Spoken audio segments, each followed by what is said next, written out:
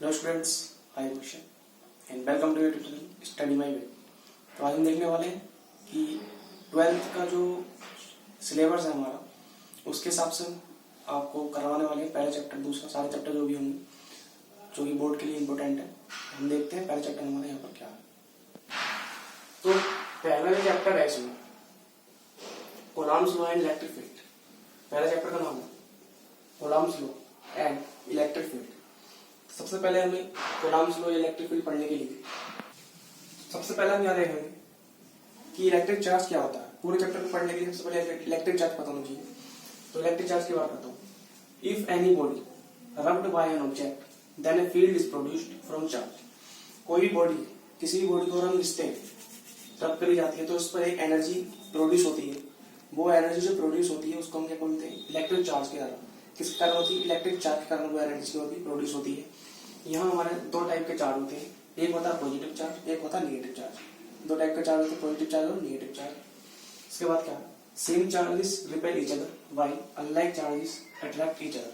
अगर मैं बात करता हूँ, ये माइनस क्यू है, यही माइनस क्यू है, माइनस क्यू माइनस क्यू, यानी इसका मतलब क्या है? ये भी निगेटिव चार्ज है और ये भी निगेटिव चार्ज है, क्योंकि सेम चार्ज है।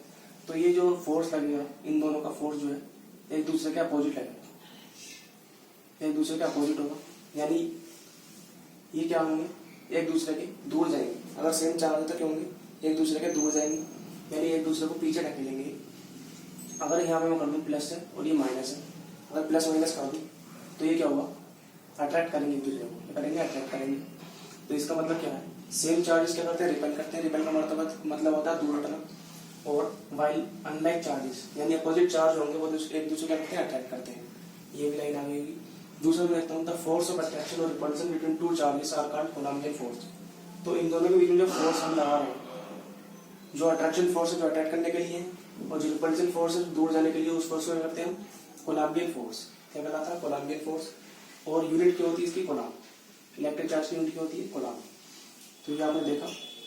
अगर मैं बात करता हूँ एक इलेक्ट्रिक चार्ज किस बराबर होता है, तो 1.6 इंटू 10⁻⁻19 कूलम। एक इलेक्ट्रिक चार्ज की वैल्यू कितनी होती है? 1.6 इंटू 10⁻⁻19 कूलम। ये आपने देखा। और हम बात करते हैं चार्ज ऑफ इलेक्ट्रॉन। इलेक्ट्रॉन का चार्ज हुआ तो उसे माइनस ई से रिप्रेजेंट करते हैं, चार्ज ऑफ प्रोटॉन को प्लस ई से रिप्रेजेंट करते हैं, और चार्ज ऑफ एटॉम पार्टिकल को प्लस 2e से रिप्रेजेंट करते हैं। उसके बाद हम लो कंजर्वेशन ऑफ चार्ज का होता है।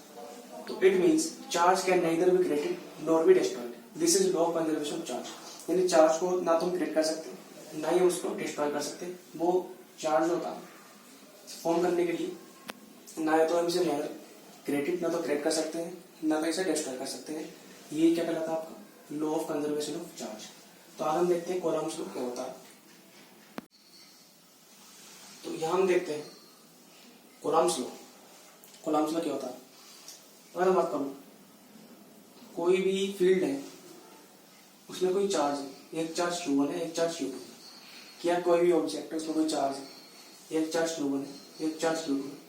हमें नेगेटिव पॉजिटिव नहीं पता कि नेगेटिव है पॉजिटिव। इनके बीच की डिस्टेंस क्या है? स्मॉल आर है। इनके बीच की डिस्टेंस क्या है? स्मॉल आर है।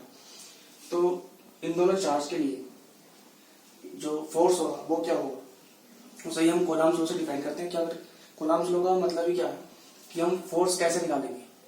अगर दो चार्ज पार्टिकल है, उनके बीच की डिस्टेंस r है, तो जो फोर्स होगा वो हम कैसे निकालते हैं? तो यहाँ मैं देखता हूँ स्टेटमेंट क्या है इसकी। According to this law, to constant point charges, constant point charge है Q1 और Q2, अट्रैक्ट और रिपेल ईच अदर। वो एक दूसरे को अट्रैक्ट कर सकते हैं या रिपेल भी कर सकते हैं। यानी दोनों माइनस भी हो सकते हैं, दोनों प्लस भी हो सकते हैं।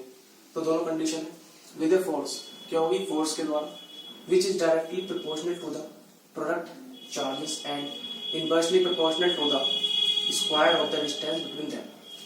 अगर मैं कहूं if Q1 and Q2 are 2 point charges at a distance r, जो Q1 और Q2 है 2 पॉइंट चार्ज, उनके बीच की डिस्टेंस r है, तो जो फोर्स होगा वो क्या होगा? यानी F प्रोपोर्शनल उन दोनों के प्रोडक्ट, यानी Q1 into Q2 upon distance का स्क्वायर, यानी Q1 into Q2 upon r का स्क्वायर। यहाँ जो लिखा है प्रोपोर्शनल है किसके? प्रोडक्ट चार्ज, दोनों चार्ज के प्रोडक्ट के, और इनवर्सली प्रोपोर्शनल है किसके? Square of the distance between them, उनके बीच की जो डिस्टेंस है उनके स्क्वायर का क्या इनवर्सली प्रोपोर्शनल है। तो ये इनवर्सली प्रोपोर्शनल होगी, ये डायरेक्टली प्रोपोर्शनल होगी। अगर हम इसको प्रोपोर्शनल को उठाते हैं तो यहाँ पर हमारा क्या आ जाता है, प्रोपोर्शनल की जगह क्या आता है, क्या आता है। तो ये हमने क्या लिख दिया, के लिख दिया। और के की वैल्यू जो डिफाइन करी हुई है वो के की वैल्यू होती है 1/4/ε0। क्या होती है, 1/4/ε0। ये क्या होता है, ये एप्सिलॉन नॉट है, इसे हम बोलते हैं एप्सिलॉन नॉट, ये एप्सिलॉन नॉट है। तो हम यहाँ के की वैल्यू लगाएंगे तो F बराबर 1/4πε0 Q1 Q2 अपन R²। तो ये क्या होगी, F की वैल्यू होगी। तो आप इसे देख सकते हैं, इसका स्क्रीनशॉट भी ले सकते हैं। तो इसे निकालने के लिए, इसे प्रूव करने के लिए हमें प्रूफ भी है, इसे हम प्रूव भी कर सकते हैं। कैसे प्रूव करते हैं,